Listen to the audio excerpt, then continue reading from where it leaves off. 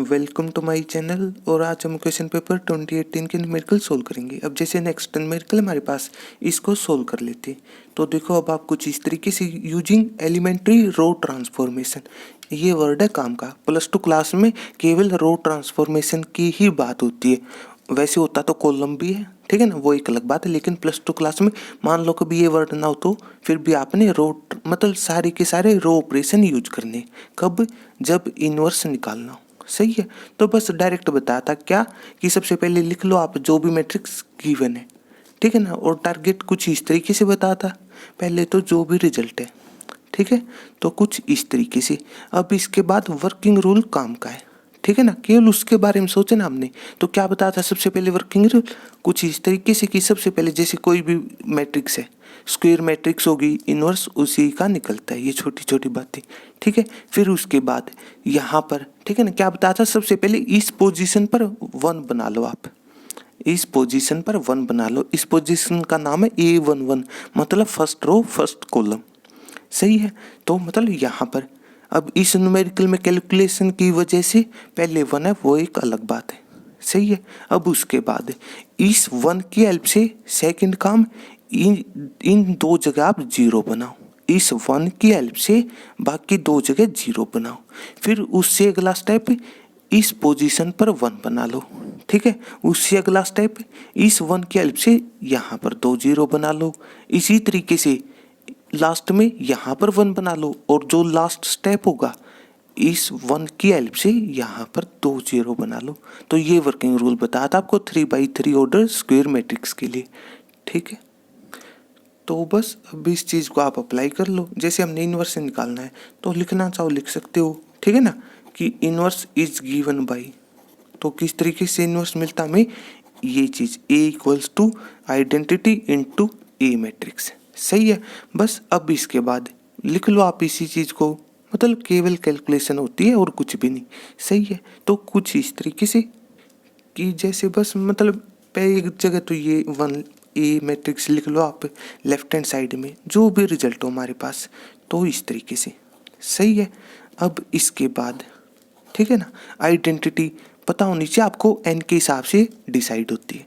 n क्या होता है? ऑर्डर, जो भी स्क्वायर मैट्रिक्स का 3 है। यहाँ पर लिखना चाहो तो लिख सकते हो आप, या फिर डायरेक्ट भी लिख दिया करो। और आइडेंटिटी, ठीक है ना, थर्ड ऑर्डर की कुछ इस तरीके से बताता 111, और बची हुई जगह 0 पुट कर दो। तो ये तरीका बताता, तो इस तरीके से, और इनटू में A। सही है।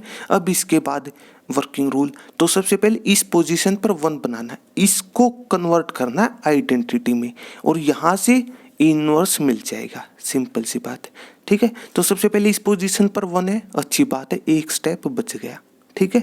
अब इसके बाद इस 1 की हेल्प से इन दो जगह 0 बनाना है, तो कर लो पुट सारे के सारे रो ऑपरेशन। सही है। तो कुछ इस तरीके से, ठीक है ना। सबसे पहले हमने R2 का मतलब सेकंड रो। सही है। फिर इसी तरीके से R3 को ऑपरेट कर लेंगे, ये वह है R3, ठीक है ना। किस तरीके से, अब केवल थोड़ा सा सोचो, किसकी हेल्प से? R1 की हेल्प से, इस 1 की हेल्प से, ठीक है ना। तो R2 एज इट इज। अब थोड़ा सोचो आप, इस पोजीशन पर 0 बनाना हमने, प्लस का 2 है तो क्या आ जाए, माइनस का 2 और आ जाए, केवल इतना सोचना है तो 0 बन जाएगा। इस बात का मतलब -2 की मल्टीप्लाई कर दे 1 के साथ, जिस भी तरीके से, और R1 के 1 की। सही है। इसी तरीके से R3 को ऑपरेट करो इस 1 के हेल्प से, मतलब R1 के हेल्प से, तो R3 एज इट इज। फिर से यहाँ पर 0 बनाना, तो अब की बार -2 है तो इसमें +2 कर दें तो 0 बन जाएगा। तो मतलब प्लस का साइन, और 2 कैसे लाए, 1 की मल्टीप्लाई कर दो। तो कुछ इस तरीके से। सही है। तो बस केवल कैलकुलेशन, केवल इतना सोचना अपने। सही है। अब इसके बाद एक काम की बात है, यहीं पर क्या बताया था, एक टाइम पर कोई भी 2 ऑपरेशन यूज करो, या तो 2 रो के या फिर 2 कॉलम की। इस मेथड से केवल रो ट्रांसफॉर्मेशन, मतलब रो वाले ही ऑपरेशन यूज करने, वो एक अलग बात है। एक टाइम पर 2 को ऑपरेट कर सकते हो, काम की बात किसी तीसरे की हेल्प से। तीसरा यहाँ पर R1 है जैसे। सही है। ये काम की बात है, ये आपको पता होना चाहिए, ठीक है। तो बस इसके बाद =, मतलब R2 और R3 को ऑपरेट किया तो R1 दोनों की सेम लिख दो आप, कैलकुलेशन होगी, इससे ज़्यादा कुछ नहीं होगा। यहाँ पर जितनी फास्ट होगी उतना फ़ायदा आपके लिए। R2 में चेंज होगा। सही है। यहाँ पर 0 बनाया, इसलिए तो R3 में भी यहाँ पर 0 बना। अब बचे हुए देख लो कितनी कैलकुलेशन आएगी। तो R2 ठीक है ना, -2 तो मतलब -4 हो जाएगा। 5 - 4 कैलकुलेशन है, सही है। फिर यहाँ पर -2 की मल्टीप्लाई -6 प्लस का 7 1 बच जाएगा। कैलकुलेशन है जो भी रिजल्ट आई। अब इसके बाद ठीक है ना R3 के साथ, तो R3 में 2R1 तो मतलब 2 × 2 4 -4 0 हो जाएगा। 2 × 3 6 -5 1 कैलकुलेशन है। इसी तरीके से यहाँ पर चेंज कर लो। तो R2 था -2 × दिस, तो -2 × 1 तो मतलब -2 ये हो जाएगा। फिर 0 × समथिंग किया ना किया बात बराबर है, इस तरीके से, सही है। अब इसके बाद R3 मतलब 2 × R1 तो 2 × 1 और 0 में ऐड कर दो। 0 में ये चीज़ कोई काम की है नहीं, एलिमेंट एज इट इज लिख दो। जितनी कैलकुलेशन फास्ट उतना ही टाइम बचेगा, सही है। एक काम हो चुका, एक स्टेप हो चुका। अगला काम क्या था, इस पोजीशन पर 1 बनाओ। इस न्यूमेरिकल में कैलकुलेशन आसान आ रही है वो एक अलग बात है। या फिर मान लो इस 1 की जगह कोई और नंबर होता, क्या बताता, उसी नंबर से पूरी रो को डिवाइड कर दो। जैसे मान लो 2 होता तो 2 से डिवाइड कर देते, -2 होता तो -2 से डिवाइड कर देते, 1 आ जाता। यहाँ पर पहले 1 है वो एक अलग बात है। तो एक स्टेप ये बचा। फिर क्या था अगला स्टेप, इस 1 की हेल्प से बची हुई 2 पोजीशन पर 0 बनाओ। एक जगह 0 है, बस एक जगह बनाना है। तो मतलब R1 को ऑपरेट करना हमने, सही है। किसकी हेल्प से, R1 को ऑपरेट कर रहे हैं, ठीक है ना। किसकी हेल्प से, R2 की हेल्प से। और किस तरीके से, अब यहाँ पर 0 चाहिए तो 2 में -2 कर दें, तो मतलब 1 की मल्टीप्लाई -2 के साथ कर दो। केवल इतना सोचना है, सही है। तो बस अब इसके बाद तो इस तरीके से डायरेक्ट लिख दो 1, ये 2 0 बन चुका है। R1 को ऑपरेट किया तो R2 है, R3 as it is. R1 को ऑपरेट किया था R2 और R3 एज इट इज, सही है। अब R1 पे यहाँ पर सोचो जो भी कैलकुलेशन आती हो, ठीक है ना। तो R1 माइनस का 2 × दिस तो मतलब -2 प्लस का 3 कैलकुलेशन है, सही है। अब इसके बाद R1 को ऑपरेट किया -2 की मल्टीप्लाई तो -4 + 4 हो जाएगा, प्लस का 1, ठीक है। फिर -2 और 0 है तो 0 - 2 आएगा। तो इस तरीके जो भी कैलकुलेशन है, और -2 0 काम का है, तो इस तरीके से, सही है। अब इसके बाद अगला स्टेप क्या था, इस पोजीशन पर 1 बनाओ। पहले है वो एक अलग बात है, अच्छी बात है, एक स्टेप फिर से बचा, ठीक है। अब इसके बाद इस 1 की हेल्प से इन 2 पोजीशनों पर 0 बना लो। इस 1 की हेल्प से मतलब R3 की हेल्प से, कहाँ पर, R1 और R2 में, इस तरीके से, सही है। तो अब R3 की हेल्प से, तो मतलब अब थोड़ा सोच लो, 1 है 0 बनाना है, 1 - 1 करते हैं तो मतलब कुछ नहीं, R1 - R3 कर दो।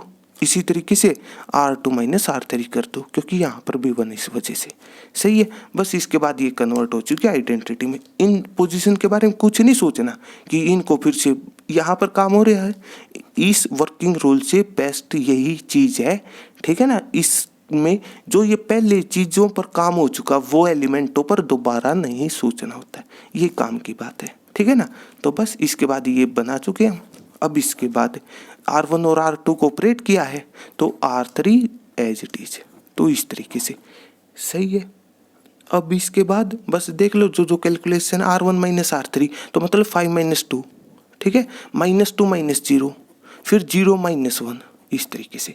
फिर R2 - R3 मतलब -2 - 2 कैलकुलेशन है, ठीक है। 1 - 0, 0 - 1, तो इस तरीके से, सही है।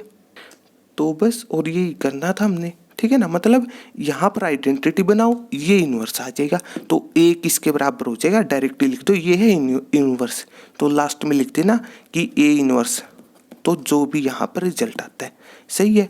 तो कर लो पुट अप, तो इस तरीके से जो भी रिजल्ट आया हो तो इस तरीके से, सही है। केवल कैलकुलेशन और कुछ भी नहीं, तो ये फाइनल आंसर हो जाएगा, तो इस तरीके से, सही है।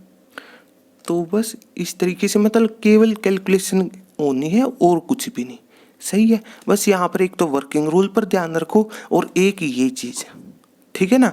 मतलब एक टाइम पर केवल 2 को ऑपरेट कर सकते हो किसी तीसरे की हेल्प से। 2 बात होती है एक्चुअल में, हर चीज़ का प्रॉपर मतलब प्रॉपर कंसेप्ट पता होगा तो अच्छी बात है।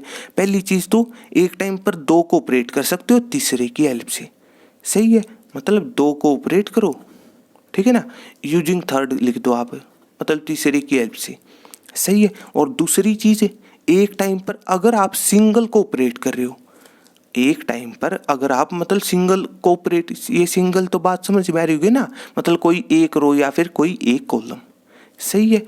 तो मतलब इस टाइप में भी कह सकते हैं आप, दो चॉइस हो सकते हैं, मतलब सिंगल कोऑपरेट कर सकते हो आप किस तरीके से, मतलब एक तो सेकंड की हेल्प से, ठीक है ना, एक सेकंड और थर्ड की हेल्प से। अब ये मत समझना कि सेकंड रो और सेकंड कॉलम ही कंपलसरी होगा, मतलब कोई दूसरी रो या फिर दूसरा कॉलम, वो मतलब सेकंड रो है थर्ड रो है, वो एक अलग बात है। इस चीज़ में कंफ्यूज मत होना आप, ठीक है। तो इस तरीके से, और ये मतलब दूसरे की हेल्प से। हाँ, यहाँ पर R3 भी हो सकता है, कहने का ये मतलब था। सही है। यहाँ पर कौन सी चीज़ नहीं आई, थोड़ा सोच लो।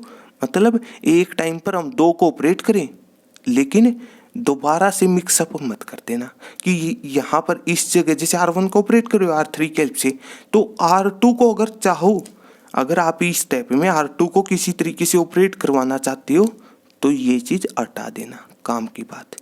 तो इस तरीके से एक टाइम पर, मतलब इस जगह, तो इस तरीके से बस कैलकुलेशन है, वर्किंग रूल पर ध्यान रखो। तो इस तरीके से, इसी तरीके से हम नेक्स्ट न्यूमेरिकल सोल्व कर लेंगे। तो अगर आपको मेरी वीडियो अच्छी लगी तो इसको लाइक कीजिए, अपने दोस्तों के साथ शेयर कीजिए और मेरे चैनल को सब्सक्राइब कीजिए।